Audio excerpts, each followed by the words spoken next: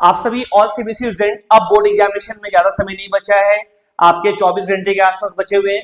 But हम आपका आज ज्यादा समय भी नहीं लेंगे। इस 15 से 20 मिनट में हम हर चैप्टर के 2 से 3 इंपॉर्टेंट कॉन्सेप्ट और क्वेश्चंस को आपको बताएंगे, जिनको आपको करना मस्ट है 80 आउट ऑफ 80 लाने के लिए। हाँ भाई, केमिस्ट्री का रोल इसमें 25-26 मार्क्स के ही है, बट आप केमिस्ट्री मत समझो भाई, ओवरऑल साइंस समझो अभी, ठीक है। फिजिक्स की वीडियो आ चुकी है और बायो भी आपके पास जल्द आ जाएगी, ठीक है ना। अगर आप इस 2 से 3 क्वेश्चन को, कॉन्सेप्ट को अच्छे से कर लेते हो, फिर आपकी प्रिपरेशन अभी आपकी जैसे भी होगी और आप इसको करोगे तो भाई ऑटोमेटिक मार्क्स, पता है ना, बूस्ट हो जाएगी, ठीक है, याद रखना। तो आज का क्लास बस सिंपल है, 15 से 20 मिनट देख लो और इन कॉन्सेप्ट पे क्वेश्चन को छोड़ना मत, क्योंकि यही क्वेश्चन घूम फिर के आते हैं, ठीक है। तुम बोर्ड एग्जाम देखे और इनमें से कोई ना कोई क्वेश्चन दिख जाएगा। अब भाई देख, चैप्टर 1 तुम जाओ, पर जाओ, इधर आओ, चल भाई।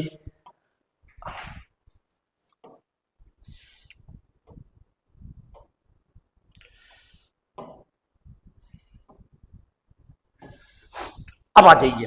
अब जो पहला कॉन्सेप्ट है, जहां से केमिकल रिएक्शन में क्वेश्चन आते ही आते हैं, अब हो सकता है इसके बदला कोई और एग्जांपल आ जाए, ठीक है, कॉपर ऑक्साइड वाला एग्जांपल आ जाए, बट इसमें आने की चांसेस बहुत ज्यादा होते हैं, ठीक है ना। अब देखो, यहां पर जो क्वेश्चन है बेसिकली रेडॉक्स रिएक्शन पे बेस्ड है। रेडॉक्स रिएक्शन समझने से पहले आपको 2 बातें ध्यान रखनी पड़ेगी भाई, क्या? ऑक्सीडेशन एंड भाई क्या? रिडक्शन, ठीक है, and oxidising agent and reducing agent, इन बातों को ध्यान रखो। पहला बात, ऑक्सीडेशन क्या होता है भाई? अगर किसी कंपाउंड में एडिंग ऑफ ऑक्सीजन हो रहा हो, यानी ऑक्सीजन ऐड हो रहा हो, या हाइड्रोजन रिमूव हो रहा हो, उसको हम लोग क्या बोलेंगे? ऑक्सीडेशन। रिडक्शन जस्ट उल्टा, ठीक है भैया, removal of hydrogen and addition of hydrogen, इसको रिडक्शन। अब भाई एक लॉस ऑफ इलेक्ट्रॉन और गेन ऑफ इलेक्ट्रॉन का भी होता है, वो मतलब ध्यान रखो बिल्कुल, लेकिन ये दोनों ज्यादा इंपॉर्टेंट है, ठीक है। अब चलो आ जाओ। अच्छा, जिस रिएक्शन में ऑक्सीडेशन और रिडक्शन दोनों एक साथ साइमल्टेनियसली होते हैं, उनको हम लोग बोलते हैं क्या? Redox reaction.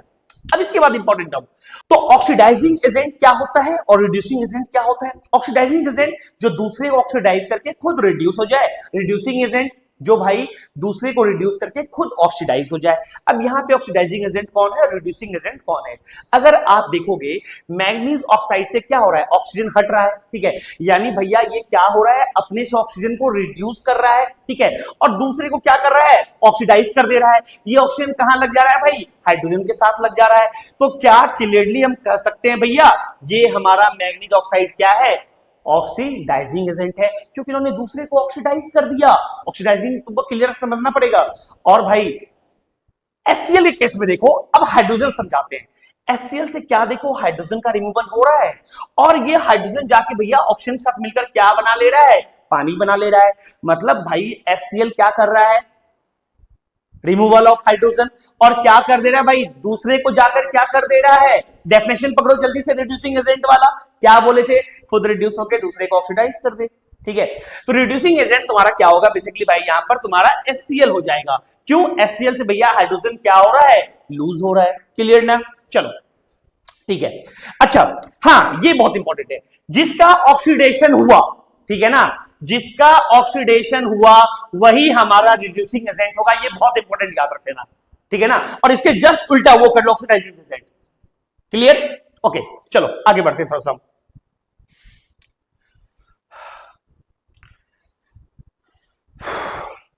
One second.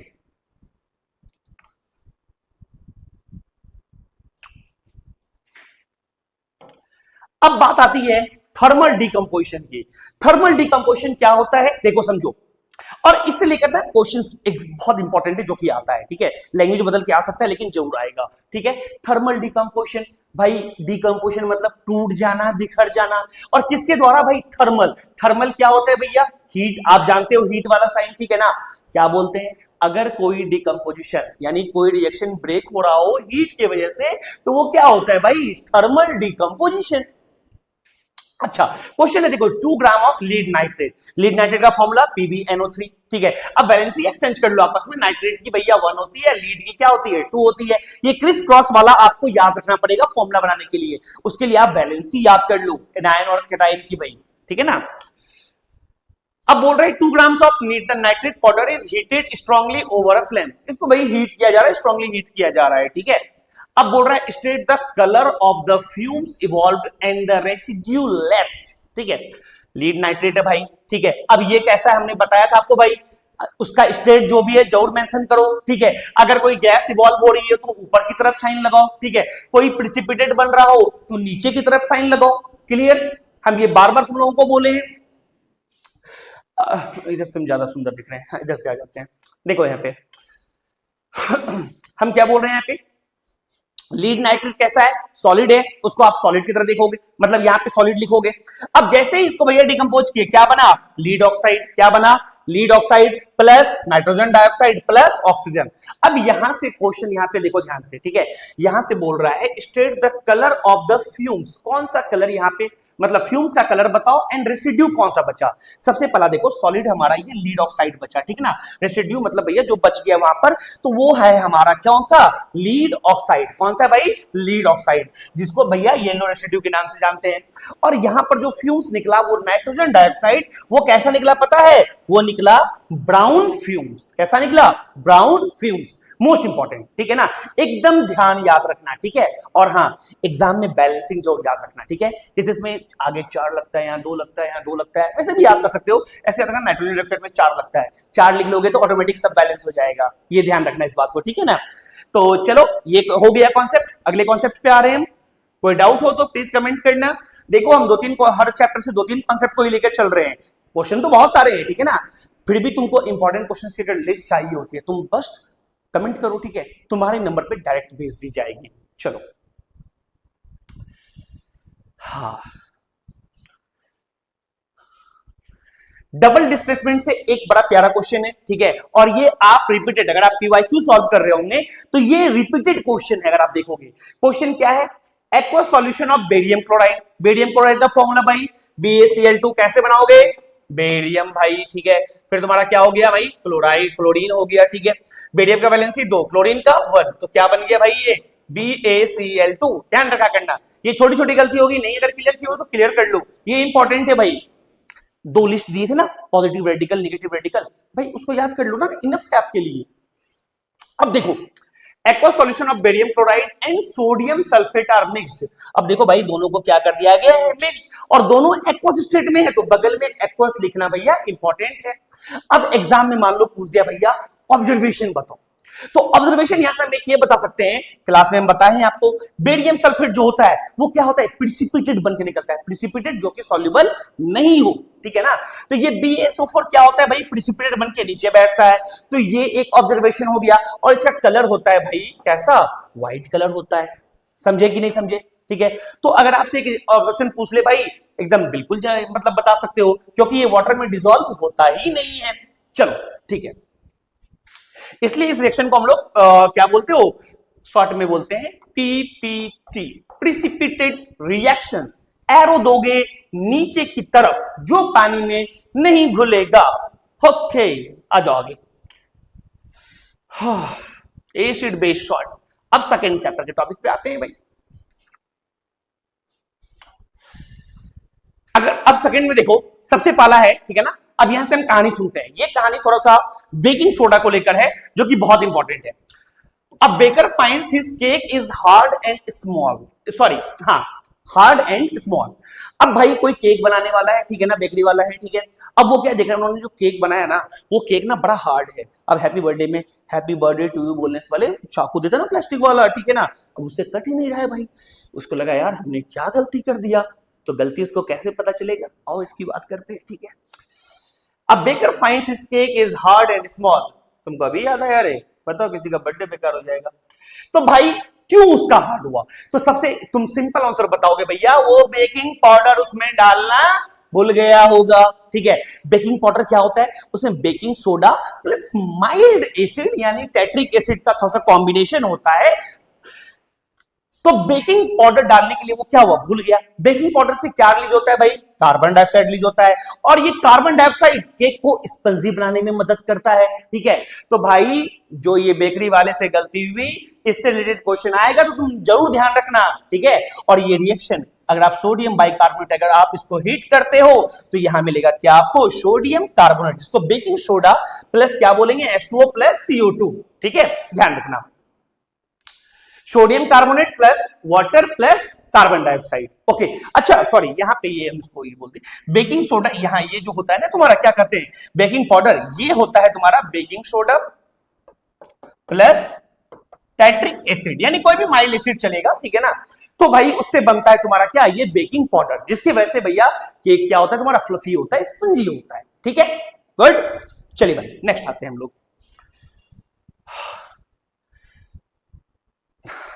हम अपने शॉर्ट्स वीडियो में बोले थे ना, ये इसको हम चोर अल्कली बोलते हैं, क्लोर अल्कली याद नहीं रही तो चोर अल्कली बोल देना, ठीक है। बड़ा सिंपल है भाई, आजा। सबसे पहले एक टर्म को समझो, ये ब्राइन सॉल्यूशन क्या होता है, ठीक है। देखो ब्राइन सॉल्यूशन जो होता है ना, ठीक है, आपके घर में नमक है क्या, आपके टूथपेस्ट में नमक है, चेक करने मत जाओ, ठीक है ना। अब अगर आपके घर में नमक पड़ा हुआ है, इसको कॉमन सॉल्ट के नाम से जानते हो ना, सोडियम क्लोराइड को, अगर उसका आप गाढ़ा सॉल्यूशन बना लो एक्वस, ठीक है ना, तो भाई उसको बोलते हैं ब्राइन सॉल्यूशन। यानी ब्राइन सॉल्यूशन बेसिकली भाई सोडियम क्लोराइड ही है, ओके। चलो ठीक है, अब देखो क्या बोल रहा है, इलेक्ट्रोलाइसिस ऑफ ब्राइन, ठीक है ना। अगर हम लोग ब्राइन का इलेक्ट्रोलाइसिस करते हैं, liberates gas G at anode and G pass through slaked lime. Slaked lime का फॉर्मूला यहां ये सब भूल मत जाना, बेसिक चीजें मत भूल जाना, ठीक है ना। स्लेक्ट लाइन क्या होता है तुम्हारा, कैल्शियम हाइड्रोक्साइड होता है। क्विक लाइन क्या होता है, कैल्शियम ऑक्साइड होता है, मत भूलना एकदम फॉर्मूला गलती से भी। अब बोलता है इसको पास किया गया सिलेक्ट लाइन से भैया, और क्या फॉर्म हो रहा है, सी फॉर्म हो रहा है, और उसके बगल में हिंट दिया है यूज्ड फॉर। ये क्वेश्चन हम बताए हैं बिल्कुल क्लास में, और ये एग्जाम में तुम देखना अपने पीवाईक्यूज, ठीक है ना, रिपीटेड है ये मेनी टाइम्स ये क्वेश्चन, ओके। हाँ लैंग्वेज थोड़ा बदल दिया जाता है, ठीक है। अब देखो पहला बात कि ब्राइन सॉल्यूशन होता है, ठीक है। अब तुमको कैथोड और एनोड वाला हम कॉन्सेप्ट बताए थे, कैथोड और एनोड वाला, ठीक है। तुमको याद है एनोड पे कौन सा गैस निकल रहा था भैया, क्लोरीन निकल रहा था हमारा, सॉरी निगेटिव निकल रहा था हमारा, कौन सा, क्लोरीन गैस, ठीक है।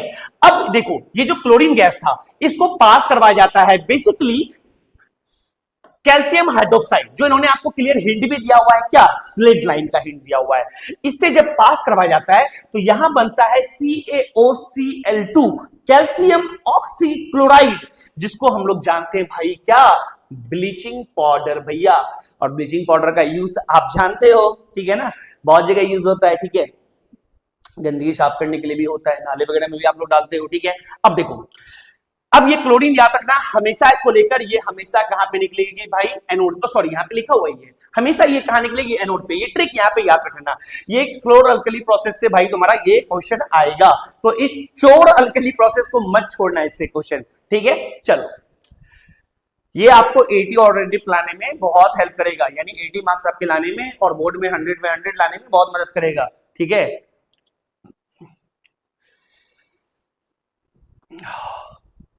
आ जाइए एक और जिससे क्वेश्चंस आते हैं।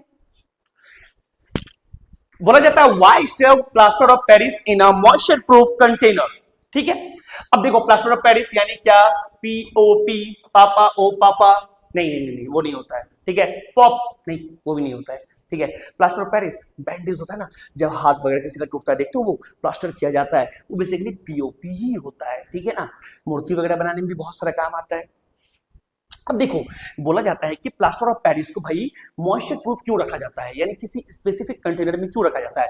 देखो होता क्या है ना, प्लास्टर ऑफ पेरिस का फॉर्मूला समझो पहले, CaSO4 × ½ H2O होता है। देखो अब क्या होता है, अगर मान लो ये मॉइस्चर के संपर्क में आ गया, ठीक है। अब अगर ये मॉइस्चर के संपर्क में आ गया और मान लो इन्होंने भैया कुछ मॉइस्चर मतलब एक फिक्स्ड मॉलिक्यूल्स ऑफ वाटर ले लिया, ठीक है ना, ठीक है, 1 and ½ H2O, ठीक है ना। यानी ये दोनों मिलकर अगर देखोगे क्या हो जाता है, 2 H2O। यानी अगर मान लो ये मेरा क्या है, POP है, ठीक है, प्लास्टर ऑफ पेरिस, अगर ये बाहर से वाटर के संपर्क में आ जाता है तो भाई बन जाता है क्या, CaSO4 × 2 H2O। इसको हम लोग बोलते हैं क्या भाई, जिप्सम बोलते हैं। क्या बोलते हैं? जिप्सम। यानी हमारा भाई क्या होगा, प्लास्टर ऑफ पेरिस तो खराब ही हो जाएगा ना, ठीक है, कोई यूज नहीं होगा। हाँ, जिप्सम का फिर यूज आता है डेकोरेशन वगैरह में, सीलिंग वगैरह बनता है ना, फॉल सीलिंग वगैरह। समझ गए इस बात को, ठीक है। अच्छा, इसी को उल्टा, ठीक है ना, इसके उल्टा क्या होता है भाई, plaster of Paris. Plaster of Paris के उल्टा क्या होता है? जिप्सम। हमेशा याद रखना। क्या अंतर होता है सर? 3/2 H2O का। नहीं समझे मतलब? कैलकुलेशन करो ना, 2 1 2 और 1 3/2, ठीक है ना। यानी अगर हाफ मॉलिक्यूल में 1.5 मॉलिक्यूल ऑफ वाटर ऐड हो जाए तो वो जिप्सम बन जाता है, ठीक है। क्लियर? चलो नेक्स्ट आते हैं बेटा। हाँ, अब अगले चैप्टर के मेटल्स नॉन मेटल्स, ठीक है। शॉर्ट्स वीडियो में ये कॉन्सेप्ट हम बहुत अच्छे तरीके से बताएं। एक्सट्रैक्शन ऑफ मेटल 5 स्टेप्स होता है। पहला क्या होता है भाई, हमने बताया था, पहला स्टेप बताओ, ग्राइंडिंग ऑफ ओर्स, ठीक है। ओर्स क्या भाई? ओर्स, ठीक है। ओर क्या होता है ना, जिससे मेटल को अलग किया जाता है। वैसे देखो, मेटल को अलग किया जाता है भाई सम मिनरल से अलग किया जाता है, बट सारे मिनरल से अलग नहीं किया जाता है। उस मिनरल से अलग किया जाता है भैया जहां से निकालना है इजिली हो, चीपली हो भाई, वही हम उसी मिनरल्स का यूज करते हैं, ठीक है। तो सम मिनरल्स, तो ये जो सम मिनरल्स है ना, यही हमारा कहलाता है क्या? ओर्स कहलाता है। करेक्ट, समझ गए, ठीक है। तो बेसिकली एक्सट्रैक्शन ऑफ मेटल ओर से निकाला जाता है। 5 स्टेप। पहला स्टेप ग्राइंडिंग ऑफ ओर्स, बड़े बड़े मशीन लेके तोड़ दिया जाता है टुकड़े में। सेकेंड, कंसंट्रेशन ऑफ ओर, यानी इनिशियल स्टेप पे सफाई। मान लीजिए आपके टी शर्ट में गंदगी लगी है भाई, आपने झाड़ दिया इनिशियल स्टेप पे, हो गया ना थोड़ा बहुत साफ, अलग बात है वॉशिंग मशीन डालोगे, वहां डालोगे तो वो और अच्छा साफ होगा, बट इनिशियल स्टेप पे जो आप सफाई करते हो वो कहलाता है कंसंट्रेशन ऑफ ओर, ओके। अब इसमें बहुत सारा एग्जांपल है, फ्लोथ फ्लोटेशन है, ग्रेविटी सेपरेशन है, ठीक है, हमने बताया हुआ है आपको, ठीक है ना। और फ्लोथ फ्लोटेशन तो एकदम आता है एग्जाम में आपका। मैग्नेटिक सेपरेशन भी है, याद करो 2 चक्के हमने व्हील बना करके बताया था, ठीक है, ध्यान से इस बात को रिवीजन कर लेना, इंपॉर्टेंट है। सेकंड स्टेप हो गया कंसंट्रेशन ऑफ ओर। तीसरा, थर्ड स्टेप क्या था? कन्वर्जन ऑफ ओर, यानी ओर को बदलना। किसमें बदलना? तो मेटल ऑक्साइड में। किसे बदलना? मेटल ऑक्साइड में। क्लियर? अब बात करते हैं चौथा स्टेप, रिमूवल ऑफ ऑक्साइड, ठीक है ना। अब देखो होता क्या है ना, हम ऑक्साइड में इसलिए कन्वर्जन करते हैं, उसका इसलिए बदलते हैं क्योंकि ऑक्साइड से किसी भी मेटल को निकालना आसान होता है, ठीक है ना। तो इसलिए पहले उसको ऑक्साइड में हम लोग क्या करते हैं, ऑक्साइड में बदलते हैं, फिर बाद में ऑक्साइड की जरूरत तो है नहीं, ठीक है, अभी हमारे काम आ गया, बाद में उसको ले फेंकना है, ठीक है ना। अब ऑक्सीजन को क्या करेंगे, उससे रिमूव करेंगे। तो चौथा स्टेप होता है रिमूवल ऑफ ऑक्सीजन। अब 4 स्टेप तक में ठीक ठाक रिफाइंड मेटल हमको मिल जाता है, लेकिन हमको चाहिए भैया प्योर, 100% प्योर। अब नहीं 100% तो 99.9999% प्योर चाहिए, ठीक है, वरना बहुत सारे डिफेक्टिव भैया, बहुत सारे प्रोडक्ट खराब हो सकते हैं। यानी मान लो किसी महंगे चीजों में भाई इस्तेमाल हो गया, मोबाइल में चिप इस्तेमाल हो गया, मोबाइल में कुछ गड़बड़ी आ जाएगी, ठीक है ना। तो इसलिए 5वां स्टेप जो होता है भैया वो आपका होता है रिफाइनिंग का। क्या उसका होता है? रिफाइनिंग का। तो लो, हम ये आपको एक्सट्रैक्शन ऑफ मेटल का 5 स्टेप बता दिए, इंपॉर्टेंट है, याद रखना, ठीक है। चलो आ जाओ, अब इसमें से 2 आता है, रोस्टिंग एंड कैल्सिनेशन। देखो रोस्टिंग किया जाता है बेसिकली सल्फाइड ओर के लिए, ठीक है ना, यानी जो ओर सल्फाइड का हो, जैसे मान लो जिंक सल्फाइड है, अब हमको यहां से जिंक निकालना है, तो ये किस ओर में प्रेजेंट है भाई? सल्फाइड ओर में। तो सल्फाइड का ओर जहां भी मिलेगा तुमको, ठीक है ना, उसके लिए लोग यूज करते हैं क्या? रोस्टिंग। रोस्टिंग होता क्या है? ठीक है, रोस्टिंग होता है भैया मेटल को ऑक्साइड में बदलने का तरीका, ठीक है ना। अब मान लो जिंक सल्फाइड में क्या है? ऑक्सीजन है, नहीं दिख रहा है, इसको ऑक्सीजन चाहिए, तो जब in the presence of oxygen, यानी एयर के प्रेजेंस में जब इसको हम लोग स्ट्रांगली हीट करेंगे, उसको क्या बोलेंगे? रोस्टिंग। और calcination in the absence of oxygen. अब क्यों? कैल्सिनेशन जो बेसिकली यूज होता है वो होता है कार्बोनेट कंपाउंड के लिए, ठीक है ना। जैसे मान लो मेरे पास है भैया क्या? Zinc carbonate. अब देखो जिंक कार्बोनेट, इसमें तो ऑक्सीजन क्या है? ऑलरेडी छुपा पड़ा हुआ है। अगर इसमें ऑक्सीजन ऑलरेडी है तो तुम भाई इसको जबरदस्ती क्यों ऑक्सीजन दोगे? ठीक है, तो इसको ऑब्सेंस ऑफ ऑक्सीजन में तुम हीट कर दो, काम हो जाएगा। मान लो जिंक ऑक्साइड है भाई, ठीक है ना। और चलो ये सॉरी, ये तो ये अगला स्टेप हो गया, अगला स्टेप है जिंक कार्बोनेट को मान लीजिए हमने भैया क्या कर दिया? हीट कर दिया। अब यहां से ये क्या निकलेगा? जिंक ऑक्साइड निकलेगा, ठीक है। तो रोस्टिंग और कैल्सिनेशन, रोस्टिंग जब हम लोग किसी ओर को हीट करते हैं in the presence of oxygen, specially किसको, सल्फाइड ओर को, ठीक है। कैल्सिनेशन कार्बोनेट, याद करो सीसी से रिलेशन मिलता है। कैल्सिनेशन क्या होता है भाई, जब किसी को हम लोग in the absence of air या ऑक्सीजन में हीट करते हैं, क्या कहलाता है वो, कैल्सिनेशन कहलाता है, ठीक है। क्लियर, ये डिफरेंस समझना। हाँ, ये इसका आपका बेसिकली तीसरा स्टेप में यूज होता है। चौथा स्टेप में क्या होता है, removal of oxygen, removal of oxygen. जैसे मान लो यहाँ पे जिंक ऑक्साइड मिल गया, ठीक है ना, जिंक कार्बन को आपने हीट किया, ठीक है, किस प्रोसेस में, कैल्सिनेशन मेथड से, ठीक है, क्या मिला, जिंक ऑक्साइड। अब मान लो इससे हमको भैया ऑक्सीजन को रिमूव करना है, तो हमको यहाँ पर क्या लगाना पड़ेगा, कोई ना कोई रिड्यूसिंग एजेंट लगाना पड़ेगा जो इससे ऑक्सीजन को हटा दे। जैसे मान लो हम यहाँ पे लगा देते हैं भाई कार्बन, कार्बन का ऑक्सीजन के लिए टेंडेंसी बहुत ज्यादा होता है, ऑक्सीजन के लिए प्यार उसका ढेर सारा भरा हुआ होता है, ठीक है ना। तो ये कार्बन यहां से भैया बनाता है क्या, कार्बन मोनोऑक्साइड, प्लस क्या मिलता है हमको, जिंक मिलता है, ठीक है। यहां से हमको मिल गया मेटल। अब पांचवें स्टेप में हम लोग जाएंगे भैया क्या, रिफाइनिंग प्रोसेस में जाएंगे। Clear, roasting and calcination, one of the most important topic भाई। चलो आगे बढ़ रहे हैं, प्लीज नोट करते जाना रिएक्शन को, और हमेशा बैलेंस रिएक्शन, बार बार बता रहे हैं।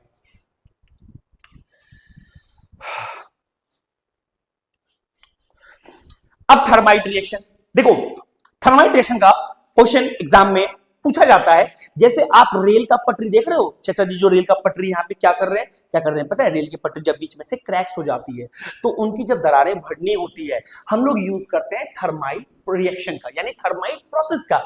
इसमें पता है क्या होता है, एल्यूमिनियम को रिएक्ट करवाया जाता है भाई आयरन ऑक्साइड से, ठीक है, बहुत ज्यादा हीट दिया जाता है, ठीक है, और यहां से निकलता है भाई क्या, मोल्टेन एल्यूमिनियम ऑक्साइड, यानी पिघला हुआ, ठीक है ना।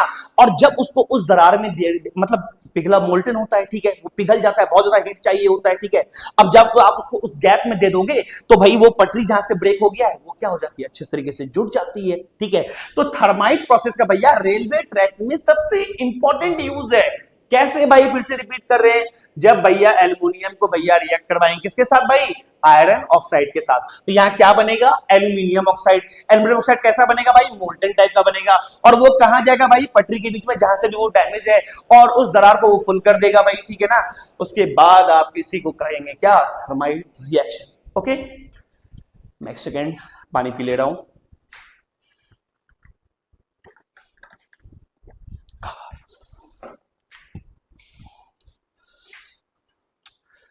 चलिए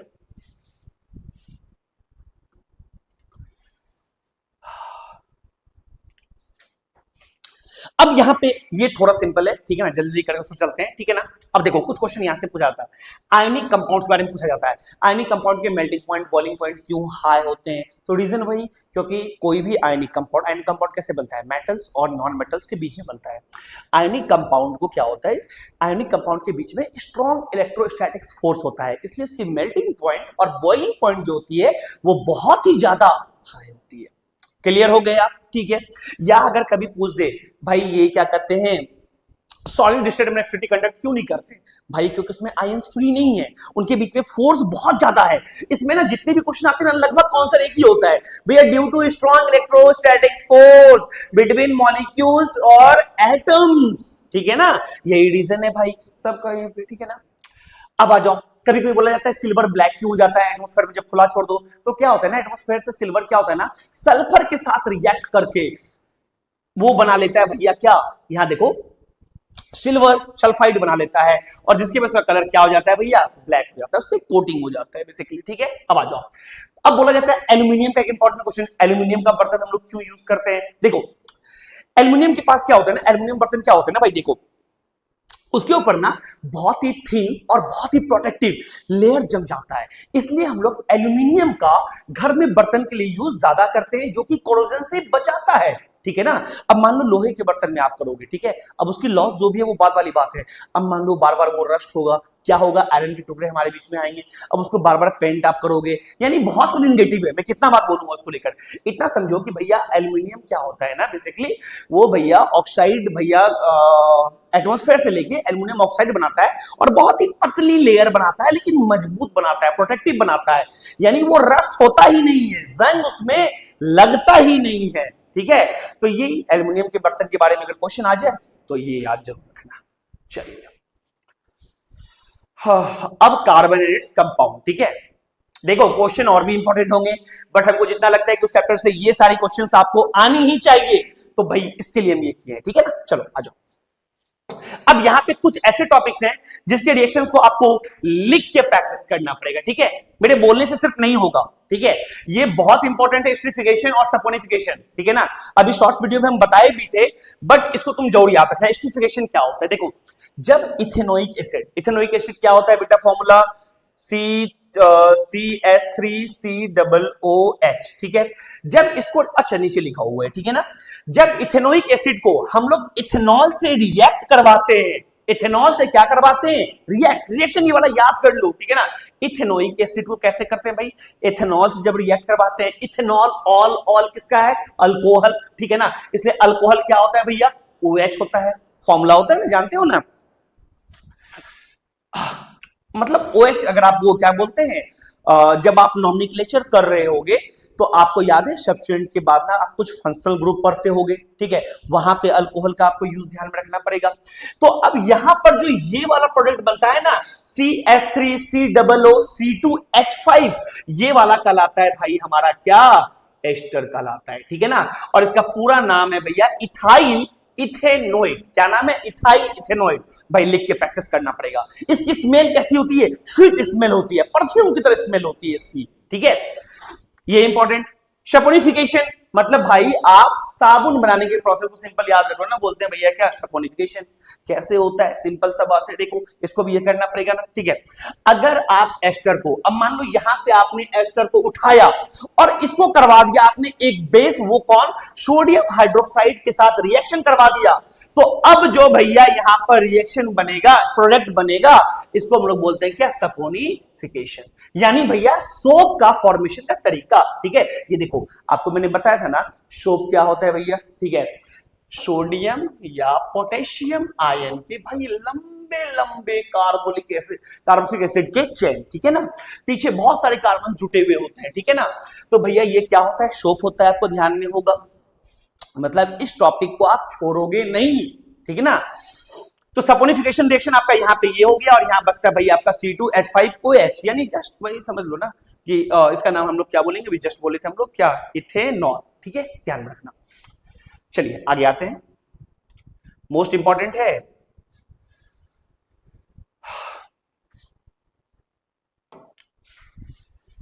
क्लीनिंग एक्शन ऑफ सोप, ठीक है। यहां से भी क्वेश्चन बहुत आते हैं। ये मिसेल फॉर्मेशन, ये जो मिसेल बनता है, ठीक है, ये मिसेल कैसे बनता है आपको पता होना चाहिए भैया। सोप का स्ट्रक्चर कैसा होता है, ठीक है। सोप क्या होते हैं भैया, सोडियम और पोटेशियम के सॉल्ट होते हैं, ठीक है ना। और पीछे लंबी कार्बन की चेन जुटी हुई होती है, ठीक है। पीछे वाले को हम लोग क्या बोलते हैं भाई, टेल बोलते हैं। क्या बोलते हैं, टेल बोलते हैं, ठीक है। अब देखो ये जो पीछे वाली टेल होती है, ठीक है ना, ये बेसिकली सोप का जो स्ट्रक्चर होता है, ये होती है हाइड्रोफोबिक। क्या होती है, हाइड्रोफोबिक। हाइड्रोफोबिक मतलब भाई क्या, जो पानी से डरे, अरे भाई हम पानी के पास नहीं जाएंगे। लेकिन अगर हमारे मान लीजिए कोई किसी कपड़े को धो रहे हैं, तो कोई डस्ट लगा हुआ है, कोई ऑयली दाग लगा हुआ है, लेकिन तो अगर मान लीजिए उसको भैया हम डाले एकदम सॉफ्ट वगैरह उसमें डाले, डिटर्जेंट डाले, ठीक है। अब होता क्या है, देखो जब तुम साफ करने जाते हो तो क्या होता है, जो सोडियम पोटेशियम का जो पीछे वाला एंड होता है, यानी किसी एक कोई एक इसमें आयंस रहेगा, जो पीछे का जो टेल वाला हाइड्रोफोबिक एंड होता है वो तो पानी से दूर भागता है, लेकिन क्या होता है भैया, गंदगी के साथ चिपक जाता है, यानी गोल भूल के एकदम चिपक जाता है उसके साथ। ये देखो ना, ये जो मिसेल फॉर्मेशन हो रहा है, ठीक है ना, ओके। और अगला एंड जो इसका होता है वो होता है हाइड्रोफिलिक एंड, ठीक है ना, मतलब वाटर लविंग, जो पानी से प्यार करता है। यानी भाई अगर तुम समझो वापस से फिर से, सोप क्या होता है, सोडियम और पोटेशियम के भैया सॉल्ट्स होते हैं, ठीक है। पीछे मैंने बताया हुआ है तुमको, ठीक है ना, कार्बोक्सिलिक एसिड के वो पूरा मैंने डिटेल से बताया, प्लीज अगर आप चाहो तो वो वीडियो जाके देख लेना। बस मैं यहां बता रहा हूं, ये टॉपिक बहुत इंपॉर्टेंट है, ओके। तो हाइड्रोफोबिक टेल भाई क्या, फिर से वापस, वो पानी से दूर भागता है। और हाइड्रोफिलिक हेड, जो इसका हेड वाला पोजीशन है, ठीक है ना, टेल वाला पानी से दूर भागता है और हेड वाला पानी से प्यार करता है, और इसी बीच में दोनों में झगड़े होते हैं भाई, और वहां से भैया कपड़ा साफ हो जाता है। मजाक वाली बात थी, ठीक है ना। अब इतना समझना, ठीक है। तो भाई ये जो चिपकता है, ठीक है ना, ये जो इसका पीछे वाला एंड होता है जो गंदगी को चारों बगल से घेर लेता है, बेसिकली वही क्या फॉर्म होता है भैया, मिसल फॉर्म होता है, ठीक है। तो क्लीनिंग एक्शन ऑफ शॉप बहुत अच्छे से याद करना, ठीक है ना। और हाँ, शॉप जो होता है भैया स्कम फॉर्म करता है, किसमें, हार्ड वाटर में फॉर्म करता है, ठीक है, बट डिटर्जेंट नहीं करता है। ये बहुत इंपॉर्टेंट है, इस चीज को आप एकदम याद रख लो, एकदम इंपॉर्टेंट क्वेश्चन है, आएंगे, ठीक है ना। ये अगर मैं इसको थोड़ा सा बड़ा करूं, ये देखो यहाँ पे ये सॉफ्ट के मॉलिक्यूल्स हैं, आगे वाला जो एंड होता है बेटा ये होता है भैया सोडियम पोटेशियम। बार बार रिपीट कर रहा हूं जान के, क्योंकि एग्जाम के लिए इंपॉर्टेंट है, ठीक है ना। और पीछे वाला हाइड्रोफोबिक होता है, आगे वाला हाइड्रोफिलिक जो पानी से प्यार करे, और भैया पीछे वाला जो पानी से दूर भागे, ठीक है ना। तो जो पानी से दूर भागेगा भैया वो क्या होता है, वो जाके ऑयल और डर्ट में चिपक जाता है, और जो भी पानी से प्यार करता है वो जाके पानी के साथ चिपक जाता है, और इसी प्रोसेस से भैया आपके कपड़े बहुत अच्छी तरीके से सफाई हो जाते हैं। ओके, हाँ नो, अब जो है भाई, ठीक है, एक लास्ट टॉपिक है, इसके बाद कोई टॉपिक नहीं, फिर आपकी कंप्लीट हो जाएगी।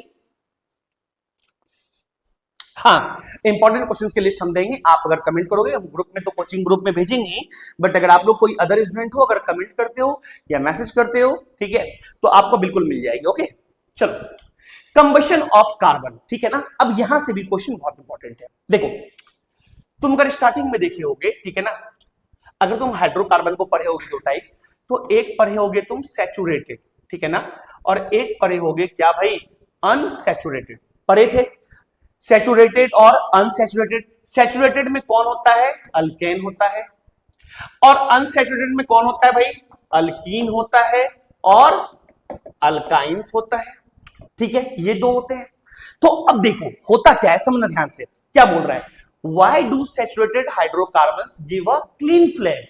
यानी सैचुरेटेड हाइड्रोकार्बन का फ्लेम एकदम पूरा क्लीन होता है, जैसे आपके घर में एलपीजी गैस जलता है ना, एकदम उसी तरह होता है। क्या देखो, जो सैचुरेटेड होता है यानी अल्केन वाला कंपाउंड, ठीक है ना, अल्केन मतलब मीथेन, इथेन, ये सब, इनमें क्या होता है ना, नंबर ऑफ कार्बन्स कम होते हैं, तो ये क्या होते हैं, पूरी तरह से भैया बर्न होते हैं, पूरी तरह से जलते हैं, इसलिए यहां पे हमेशा क्लीन फ्लेम देखा जाता है, ब्लू फ्लेम के नाम से भी जानते हैं, ठीक है। बट लेकिन अगर आप आ जाओ अल्कीन या अल्काइंस में, यानी इथीन, इथाइन, प्रोपीन, प्रोपाइन, यानी इस तरह के जो कंपाउंड होंगे अनसैचुरेटेड, यानी देखो सैचुरेटेड मतलब सिंगल बॉन्ड अल्केन, और अनसैचुरेटेड मतलब डबल बॉन्ड और ट्रिपल बॉन्ड, ठीक है ना, ये क्या हो गया तुम्हारा भाई, अल्काइंस हो गया, ठीक है, क्लियर। तो जब जो डबल और ट्रिपल बॉन्ड वाले कंपाउंड होते हैं उसमें नंबर ऑफ कार्बन क्या होते हैं, ज्यादा होते हैं, नंबर ऑफ कार्बन ज्यादा होने की वजह से भैया वो पूरी तरह से भैया बर्न नहीं होता है, वहां इनकम्प्लीट कंबशन होता है, जिसकी वजह से ना भैया वहां पे येलो शूटी फ्लेम देखने के लिए मिलता है, मतलब इसके तरह क्लीन फ्लेम नहीं दिखता है। ओके, तो सैचुरेटेड और अनसैचुरेटेड से ये बहुत इंपॉर्टेंट क्वेश्चन है। तो बच्चों अब ये लास्ट टाइम है, अब आपकी एग्जामिनेशन में 24 घंटे के आसपास बचे हुए हैं, ठीक है, तो आप मेरा आपसे यही गुजारिश रहेगा कि आप इन क्वेश्चंस को जरूर देखना है, इस पे टॉपिक को जरूर रिवीजन करना, और हमने जो शॉर्ट्स में ज्यादा नहीं आपको 2-4 मिनट लगेंगे उसमें जितने टॉपिक्स को बोला है एटलीस्ट उसको जरूर करना, ठीक है, और बाकी पीवाईक्यूज वगैरह लगाओ, ठीक है, और इंपॉर्टेंट क्वेश्चंस की लिस्ट तो हम भेज दे रहे हैं, बट लास्ट टाइम में कितना करोगे, ठीक है ना। हाँ, लेकिन वीडियोस वगैरह बस अगर देखना हो, किसी का भी देख रहे हो तो सेलेक्टेड देखना प्लीज, ठीक है ना, ज्यादा वो 95%, 100% ये सब लाने वाला मत देखना, बहुत सारे होते हैं, ठीक है ना, यहीं से पेपर बनेंगे, ठीक है, कुछ नहीं, तुमने साल भर पढ़ा है ना भाई, ठीक है, तुम्हारे पास बुक है ना एनसीईआरटी, ठीक है, वो क्या भाई कहीं दूर से लाके एकदम टपकाएगा पेपर क्या, नहीं नहीं नहीं, ठीक है ना। अब ये देखो पेपर नहीं देखना ध्यान से, how to get 95% in 24 hours, भाई ऐसे वीडियो से दूर रहो, ठीक है ना, जहां पे कुछ तुम्हारा टॉपिक प्रैक्टिस हो रहा हो, इंपॉर्टेंट ये हो रहा हो, इससे करना, ठीक है, ये पेपर लीक हो गया, ठीक है ना, एकदम यहीं से क्वेश्चन आएगा, ऐसे सबको तुरंत ब्लॉक मारो जाके, कोई भी हो, इंपॉर्टेंट क्वेश्चन अगर कोई करवा रहे हो या इंपॉर्टेंट कॉन्सेप्ट में जो भी आपको डाउट हो, ठीक है ना, अगर वो कोई भी करवा रहे हैं तो मुझे उससे प्रॉब्लम नहीं है, ठीक है, वैसे हम ऑनलाइन से हमेशा बोलते हैं कि थोड़ा दूरी बना के रखो, बट हाँ जब आपको जरूरत हो तो आप हेल्प ले सकते हो, कोई इशू नहीं है, ठीक है ना, बट डिसएडवांटेज ज्यादा है, एडवांटेज कम है, आपको भी पता है, ठीक है। तो भाई चलो क्लास कंप्लीट हो गया, best of luck for your board examination science के लिए, चलो बेटा बाय।